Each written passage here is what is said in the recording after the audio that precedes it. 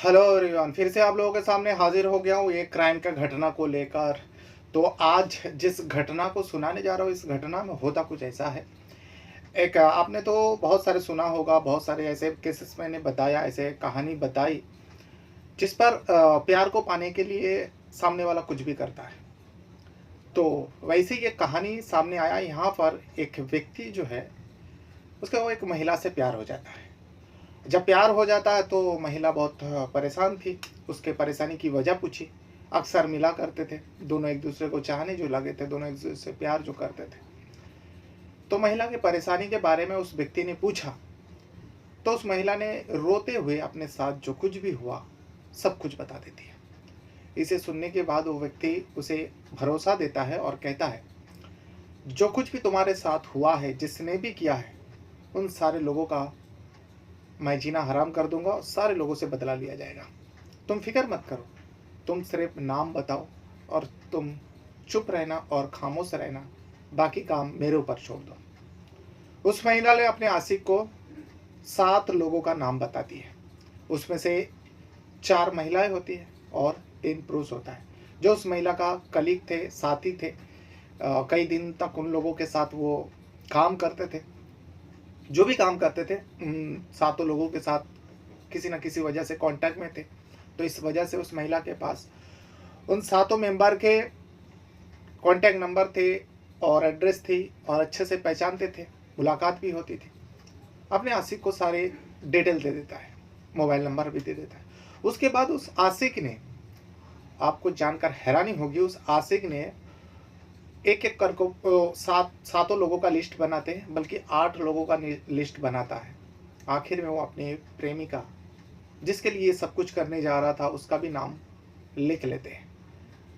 क्योंकि उसे लगा था जो मैं काम करने जा रहा हूँ, अगर कभी ना कभी पुलिस मुझ तक पहुँचा तो मुझे बख्शेगा नहीं। और मैं जिस हिसाब से प्लान बनाया, पुलिस तो मुझ तक पहुँचेगा नहीं, लेकिन मेरे प्लान के बारे में सिर्फ मुझे और मेरे प्रेमिका को पता है। मैं तो पकड़ा नहीं जाऊँगा, मैं तो मुँह नहीं खोलूँगा। अगर मेरे प्रेमिका ने मुँह खोल दी, ज़िंदगी बर्बाद हो जाएगी। यही सोचकर उसने 7 नहीं बल्कि 8 लोगों का नाम लिख लेते हैं लिस्ट में। आप खुद सोचिए, जिसको पाने के लिए वो ये खतरनाक साजिश रचा, उसी का भी नाम उसी लिस्ट में शामिल कर देता, क्योंकि उन 7 लोगों को वो जान से मारने वाला था। और साथ में अपने प्रेमिका का भी नाम लिख लेते हैं, ताकि उसको भी मौत के घाट उतार दें। और ये सिलसिला उसने शुरू भी कर चुके थे। एक नहीं, 2 नहीं, 3 महिला को कत्ल करने के बाद आखिरकार पुलिस उस तक पहुंच जाता है, दबोच लेता है। जब तक पुलिस उस तक पहुंचता है तब तक 3 महिला के तो मौत हो चुके थे, लेकिन बस 2 दिन अगर और लेट होती पुलिस से, तो चौथा नंबर पे उसका प्रेमिका, जिसके लिए वो सब कुछ कर रहा था, उसी का नंबर थे, जो उसके साथ में रह रही थी। और तीसरा ही दिन उसका नंबर था लिस्ट में, जो उसको भी मौत के घाट उतारना था। वाकई पूरा घटना आप सुनेंगे तो आपका भी पैर तले ज़मीन खिसक जाएगा। आपके दिमाग में भी आपने बहुत सारे केसेस सुने होंगे, क्राइम की घटना सुने होंगे, लेकिन कोई सातिर सीरियल किलर है ये। और एक तरह से माना जाए, वो अपने आप को परफेक्ट किलर समझ रहा था, जो मैं परफेक्ट एक मर्डर कर रहा हूँ, 1 नहीं, 2 नहीं, 3 दिन मर्डर कर चुका हूँ, अब तक तो कोई भनक तक किसी को नहीं लगा। तो ऐसे करते करते मैं अगर सारे लोगों को ख़त्म कर दूँ तो पुलिस क्या, कोई भी मुझ तक नहीं पहुंचेगा। बस यही कॉन्फिडेंस के साथ वो इस काम को अंजाम दे रहा था। तो कहानी है कर्नाटक, कर्नाटक प्रदेश का ही मैसूर जिला एक जगह है, बहुत ही फेमस जगह है। मैसूर के पास ही एक और जगह लगता है, जो उस जगह का नाम होता है मांडिया। और इसी मांडिया इलाका में एक नदी किनारे में एक महिला की लाश मिलती है। और ये लाश जो है 8 जून को मिली थी। 8 जून की तारीख थी। सुबह सुबह कोई राहगीर वहाँ से गुजर रहा था, तो उस बॉडी के ऊपर नज़र पड़ा। नज़र पड़ती जो है, उस राहगीर के चीखे निकल आते, और जो भी आसपास होता है सारे लोग जमा होता है। धीरे धीरे लोगों का भीड़ जमावड़ा हो जाता है। फिर किसी ने पुलिस को फ़ोन कर दिया, और वो बॉडी जो है बहुत ही भयावह था, क्योंकि पूरा बॉडी नहीं थी। एक इंसानी बॉडी का आधा हिस्सा था, यानी कमर से निचले हिस्सा तक, पैर तक था, और कमर से सिर तक ऊपरी हिस्सा नहीं थी। और वो एक महिला की लाश थी, क्योंकि कमर के नीचे का हिस्सा यानी उसमें प्राइवेट पार्ट मौजूद है, उसी से आसानी से पता लगाया जा सकता है जो एक महिला की लाश है। पुलिस आती है, पुलिस भी इस आधी अधूरी लाश को देख के हैरान हो जाता है। अब 8 जून को तो ये लाश मिली थी, उसके बाद पुलिस बॉडी को, उस लाश को, बॉडी नहीं कह सकते, आधा हिस्सा जो भी अधूरी लाश मिली थी उसको लेकर कब्जे में ले लेता है, वहाँ पे मुआयने करते रहता है। बस कुछ दिन और बीता था तो इतने में एक और खबर आती है। ये जिस जगह पे मिली थी 8 जून की बात है, लेकिन उसके बाद फिर 25 किलोमीटर की दूरी के अंदर एक दूसरा पुलिस स्टेशन में, क्योंकि ये अधूरी लाश के बारे में अलग अलग पुलिस स्टेशन में बताया गया था, उस पुलिस स्टेशन में भी खबर आती है कुछ ही दिनों में, जो एक जगह पे एक लाश पड़ी है। अब उस पुलिस स्टेशन को खबर थी तो पुलिस वाले गए, जाके देखा कि वहाँ पे भी आधा अधूरी लाश है। सबसे पहले पुलिस जब निकाल रहा था तब पुलिस वाले को लगा था शायद वो दूसरा पुलिस स्टेशन से जो खबर आई थी जो आधी लाश मिली है, और यहाँ से भी खबर आया जो एक महिला के आधा अधूरी लाश पड़ी है। अब पुलिस वाले को लगा हो सकता है उसी महिला के बाकी का हिस्सा यहाँ पे पड़े हो, चलो जाकर देखता हूँ। जाना ही तो था पुलिस वाले को, लेकिन पुलिस जब जाते हैं पुलिस हैरान हो जाता है, क्योंकि वहाँ पर भी जो लाश, जो इंसानी बॉडी के हिस्सा थे वो एक महिला के थे, और वो भी कमर के नीचे से पैर तक, यानी ये दूसरा महिला कोई थी। दो लाश इस तरीके से मिला, दो हिस्सा मिला। दूसरे पुलिस वाले स्टेशन को भी बताया गया जो भाई ऐसा ऐसा है, हमारा पुलिस स्टेशन के अंदर भी ऐसा है, एक आधा अधूरी लाश मिली है, लेकिन हम लोग ने सोचा था तुम लोग का पुलिस स्टेशन का जो केस है वहीं का है, लेकिन यहाँ पे भी तो उसी कंडीशन में एक लाश मिली, वो भी महिला की है और कमर के नीचे का हिस्सा। अब ये खबर जो है आग की तरह फैल गया, पूरा उस इलाका में ही नहीं बल्कि पूरा उस डिस्ट्रिक्ट में इस बात का चर्चा का विषय बना। बड़ा आला अधिकारी जुट गए इस मामले में, कोई फ़ायदा नहीं हुआ, किसी तक पहुंच ही नहीं पा रहा था और ना ही महिलाओं का पहचान कर पा रहा था। तभी वहाँ के जो डीजीपी है वो अपने अपने इलाका में जो अलग अलग पुलिस स्टेशन के सारे लोगों से मीटिंग करता है और 9 टीमें बनाते हैं, 9 पुलिस की टीमें बनाते हैं। उन लोगों को इस काम को सौंपा जाता है और हर एक टीम में 5 पुलिसकर्मी होता है, यानी 9 टीम 5 9 45 पुलिसकर्मियों को इस काम पे लगाता है जो ये 2 अधूरी लाश मिली है इसका गुत्थी को सुलझाओ, जल्द से जल्द सुलझाओ, क्योंकि पूरा डिस्ट्रिक्ट में इसी का चर्चा चल रहा है। जल्द से जल्द ये दोनों जो महिला की लाश मिली है, कौन है महिला, किसने मारा है, क्यों मारा है, पूरा डिटेल खंगालो और जल्द से जल्द इस केस का सुलझाओ। अब पूरा प्रदेश में, कर्नाटक प्रदेश खास करके माडिया इलाका में एकदम पुलिस जोरों शोरों से काम पे लग जाते हैं, सारे मुखबिरों को लगा देता है, सारे लोग एक्टिव हो जाता है सिर्फ उस 2 बॉडी का केस को सुलझाने के लिए, सारे काम काज छोड़कर। अब इतने में मिसिंग कंप्लेन देखते हैं, कितने लोग कितने दिनों में मिस हुआ, खास करके महिला। तो कुछ ही दिनों में 1116 महिला के गुमशुदगी का मिसिंग लिस्ट पुलिसकर्मी के सामने आता है। अब 1116 महिलाएं मिसिंग हैं। अब चेक करते जा रहा था, जो 8 जून से पहले जो कुछ ही दिनों में गायब हुआ हो, 8 जून से या 2-3 महीने के अंदर, उन सारे महिलाओं को इसमें से चुन कर लाना है। करते करते कुछ 100 तक ही रह गया केसेस।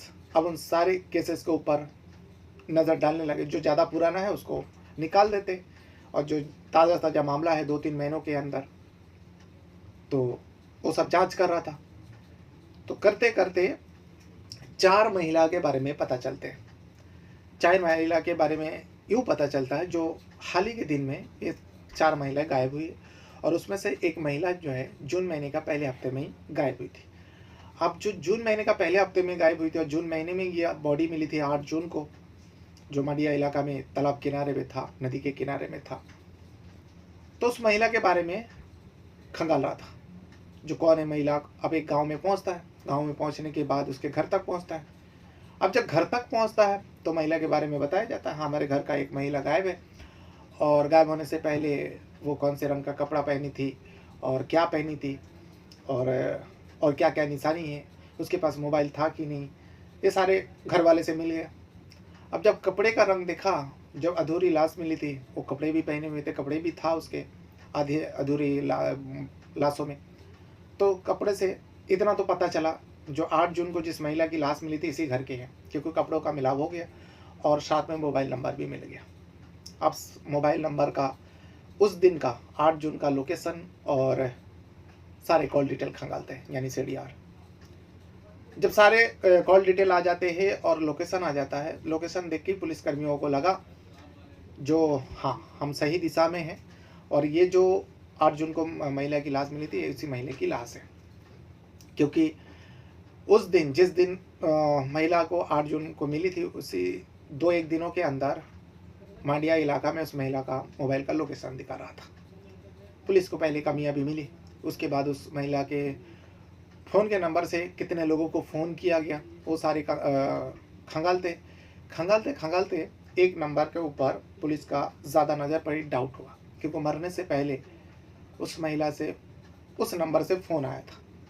अब वो नंबर किसका है, उस नंबर के बारे में जब पता चलता है तो पुलिस वाले को इतना लगा, इतना सामने आया कि वो एक व्यक्ति का नंबर होता है जिसका नाम होता है सिंधलिंगप्पा।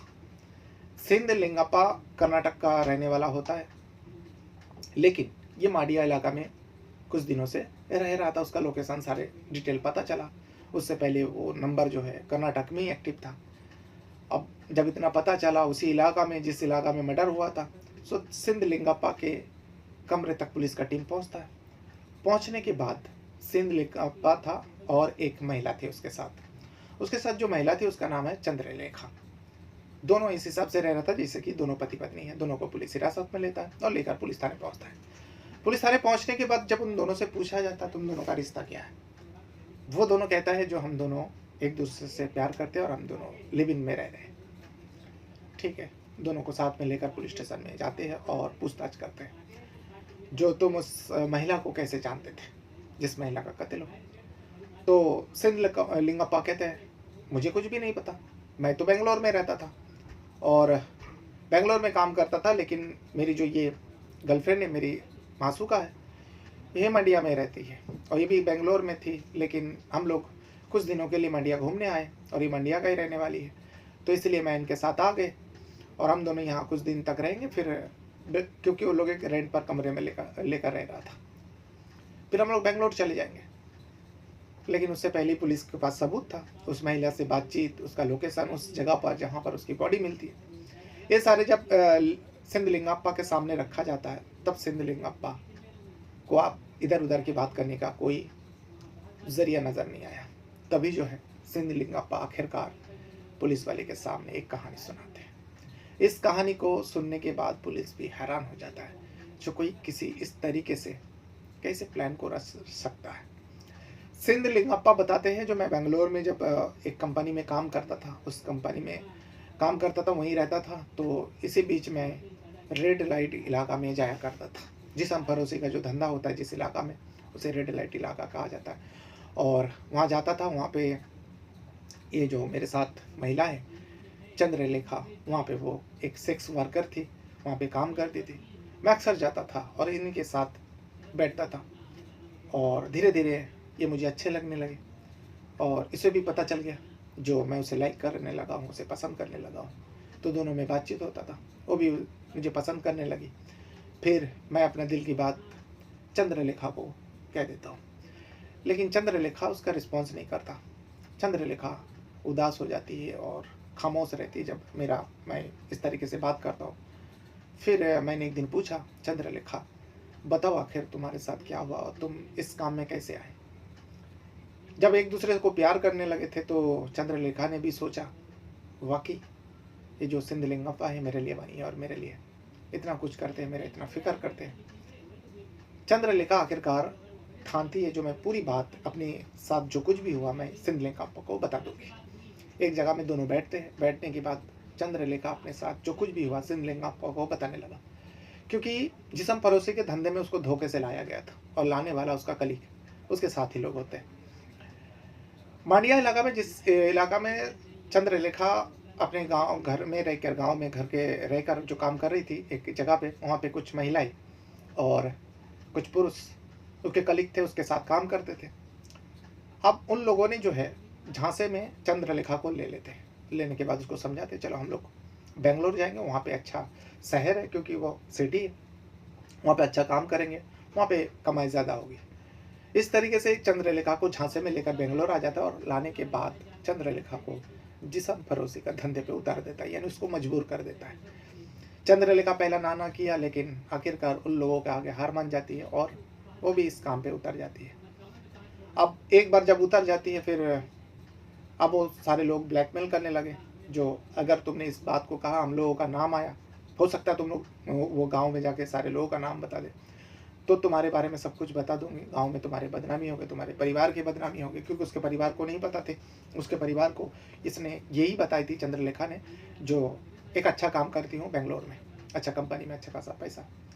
बस इस काम में वो उतर जाती है और इसी डर के बारे में उस काम को करने लगती है।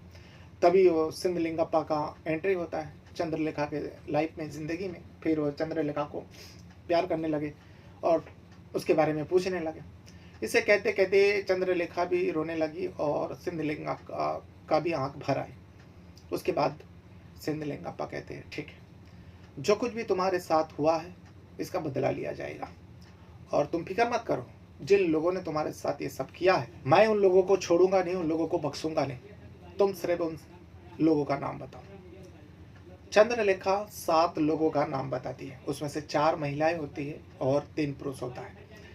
7 लोगों का नाम सिंधलिंगप्पा डायरी में नोट करता है, उसका पूरा डिटेल नोट करता है और साथ में मोबाइल नंबर नोट करता है, क्योंकि चंद्रलेखा के पास उन सारे लोगों का मोबाइल नंबर भी था और जो 4 महिलाएं उन लोग भी जिस्म फरोशी का धंधा करते थे।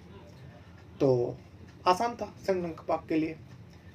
पहली बार मई महीने की बात है ये, अप्रैल महीने में कहानी सुनाई, और मई महीने में जो है सिंधलिंगप्पा एक महिला को, जो लिस्ट के नंबर 1 पे थे, जो सबसे ज़्यादा चंद्रलेखा के ऊपर प्रेशर किया था इस काम को करने के लिए, उकसाया था, जो भी किया था, उस महिला का नाम इसीलिए सबसे ऊपर था, टॉप पर। तो सिंधलिंगप्पा मई महीने में उसी बेंगलोर में वो रह रहे थे उस वक्त। उस महिला को फ़ोन करते, जो मैं इस जगह पे मिलना चाहता हूँ, और वो सेक्स वर्कर थी, वो कॉल गर्ल थी, जिस्म फरोशी का धंधा करते थे, कोई भी किसी भी जगह पे बुलाते तो वहाँ पे चली जाती धंधे के लिए। सिंधलिंगप्पा बुलाते हैं, जो तुम्हारे साथ बैठना चाहता हूँ, तुम्हारे साथ टाइम बिताना चाहता हूँ, तो तुम इस जगह पर मिलो। अब वो महिला जो है सिंधलिंगप्पा से मिलने के लिए चले जाते बताए हुए जगह पर, लेकिन वहाँ पर सिंधलिंगप्पा जो है उस महिला के गला घोट देते, गला घोट के उसको मार देते। अब मारने के बाद उसका भी टुकड़ा करके इधर उधर फेंक के देते। पहला मर्डर था सिंधलिंगप्पा ने किया। उसके बाद सिंधलिंगप्पा चंद्रलेखा को बताते हैं, जो मैं उसका काम तमाम कर दिया। फिर उसके बाद सिंधलिंगप्पा जो है बाकी का लिस्ट में उसे ढूंढ रहे थे, जो बाकी का लोग कहाँ मिलेगा। तो इतने में पता चलता है जो बाकी का जो मेंबर है वो सारे मांड्या में है। अब मांड्या में जाना था, चंद्रलेखा को लेकर सिंधलिंगप्पा मांड्या पहुंचे थे। मांड्या क्योंकि चंद्रलेखा वहाँ गई थी तो उसे सब कुछ पता था। एक रेंट पर रूम लेते, दोनों वहाँ रहने लगते और उसके बाद दूसरे शिकार पर निकल जाते, क्योंकि भाई ये लाइट चली गई तो कहानी मैं रोकूंगा नहीं, मैं चालू रखूंगा, अंधेरे में ही सही, लेकिन पूरा कहानी पूरा करूंगा। भले मुझे दिखाई नहीं देगा लेकिन मेरा वॉइस तो सुनाई देगा। तो सिंधलिंगप्पा दूसरी मर्डर के तलाश में वहाँ चले जाते मांड्या। वहाँ जाने के बाद अब दूसरी महिला को फ़ोन करते हैं। फ़ोन करने के बाद मिलने की बात करते हैं, जो मैं इस कमरे में रहता हूँ, आ जाओ मिलने के लिए। वो भी सेक्स वर्कर थी, वो भी वहाँ मांड्या में पहुँच जाते। उस कमरे में पहुँच जाने के बाद चंद्रलेखा को भी देख लेती हो। अब वो कुछ समझ पाती। चंद्रलेखा ने बताया, हाँ मैं नहीं बताई, तुम्हारा नंबर दिया और तुमको बुलाया। अब उसे भी लगा चलो उसको ज़रूरत है। तो कमरे में बुलाने के बाद उस महिला को दोनों मिलकर मारते, सिंधलिंगप्पा और चंद्रलेखा दोनों मिलकर उसका मौत के घाट उतार देते। उसके बाद टुकड़ा करते हैं। करने के बाद बाइक पर बैठकर, क्योंकि पैक करते हैं उसको, और बाइक पे बैठकर चंद्रलेखा पीछे बैठती है, उस महिला की बॉडी को लेकर जाकर ठिकाने लगा देते हैं। इस तरीके से दूसरा मर्डर मांड्या में करता है, तीसरा मर्डर भी उसी मांड्या में करता है, तीसरा भी एक महिला होती है। लेकिन चौथा मर्डर, तीसरा मर्डर करने के बाद सिंधलिंगप्पा का दिमाग कुछ और जगह में घूमने लगे। सिंधलिंगप्पा सोच रहे, जो मैंने 1 नहीं 2 नहीं 3 मर्डर कर दिया, अब मैं एक सीरियल किलर हूँ और इसके बारे में अब तक तो किसी को पता नहीं चला। हो सकता है आगे जाकर पुलिस मुझ तक पहुँच जाए और उस मर्डर के सिलसिले में उस जगह पे पूरा एकदम हंगामा मचा हुआ था। चारों तरफ उसी की खबर चल रहे थे। तो सिंध लेखा बात सोच रहे हैं, कभी ना कभी पुलिस मुझ तक पहुँचेगा और मुझे पकड़ लेगा, फिर मेरी ज़िंदगी तो नर्क बन जाएगी। ज़िंदगी भर जेल में रहूँगा या फिर मुझे फांसी की सज़ा मिलेगी, क्योंकि मैंने 1 नहीं 2 नहीं 3 मर्डर कर दिया। और इस बारे में अब तक तो किसी को नहीं पता, सिर्फ चंद्रलेखा को पता है। अगर चंद्रलेखा ने जैसे अपनी ज़िंदगी के साथ जो कुछ भी हुआ मुझे बता दिया, अगर मुझ तक पुलिस पहुँचे, चंद्रलेखा तक पहुँचे, तो चंद्रलेखा हो सकता है मुँह खोल दे और पूरा डिटेल बता दे।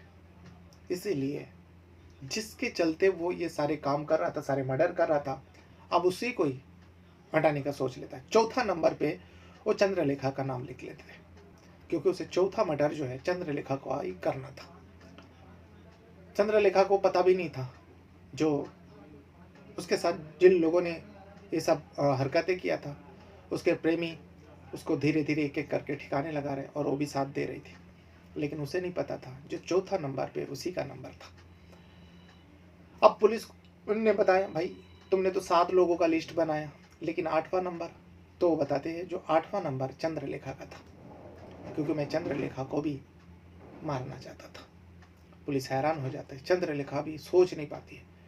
फिर उसके बाद पुलिस जो है बेंगलोर में कांटेक्ट करता है और जिस इलाका में बॉडी को फेंका था पहले मर्डर करके, क्योंकि उस इलाका में किसी को पता भी नहीं था, उस इलाका के बारे में बताया जाता है। बेंगलोर का पुलिस वहाँ पे पहुँचता है और कुछ बॉडी के टुकड़े मिलते हैं, उसको भी समेटते हैं। यानी उसने जो कुछ भी कहा सिंधलिंगापा में वो सच कहा और दोनों को हिरासत में ले लेता है और 4 लोगों का ज़िंदगी बच जाता है। 4 लोग कौन कौन? एक तो खुद चंद्रलेखा है और 3 बाकी और लोग। लेकिन ज़िंदगी तो बच जाता है, यहाँ चंद्रलेखा का बच गए, लेकिन इसके ऊपर कानूनन सज़ा तो होगी, क्योंकि सिंधलिंगापा के साथ साथ चंद्रलेखा भी उतने ही ज़्यादा गुनहगार है जितने की सिंधलिंगापा है, क्योंकि दोनों ने मिलकर इस मर्डर को अंजाम दे रहा था। जितने भी मर्डर हुआ दोनों के सहमति से हुआ और दोनों ने मिलकर ही इस काम को अंजाम दे रहा था। पूरा कहानी सुनने के बाद पुलिस जो है हम दोनों को हिरासत में लेता है, कोर्ट पेश करता है, कोर्ट फिलहाल जेल में भेज देता है और इस पूरे घटना का प्रेस कॉन्फ्रेंस करते हुए पुलिस ने पूरी कहानी लोगों के सामने बताई। तो ये था वो पूरा कहानी, पूरा डिटेल। कहानी कैसी लगी इसके बारे में अगर आपको कुछ कहना है, ये रियल सच्ची घटना है भाई, कहानी मन गढ़ंत कहानी तो मैं बताता नहीं अपने चैनल पर। तो इस घटना के बारे में अगर आपको कुछ कहना है, कुछ बताना है, तो वीडियो के कमेंट बॉक्स में आप अपना राय ज़रूर दीजिएगा। अपने साथ साथ अपना परिवार का भी बहुत ज़्यादा ख्याल रखिएगा। इस वीडियो को देखने के लिए आपका बहुत बहुत धन्यवाद करता हूँ। Thank you very much. और जैसे कि आप देख रहे हो अंधेरा में बैठा हूँ, लेकिन मैं वीडियो को रोका नहीं, वीडियो को पूरा किया। और चलिए फिर नेक्स्ट वीडियो में मिलते हैं। Thank you.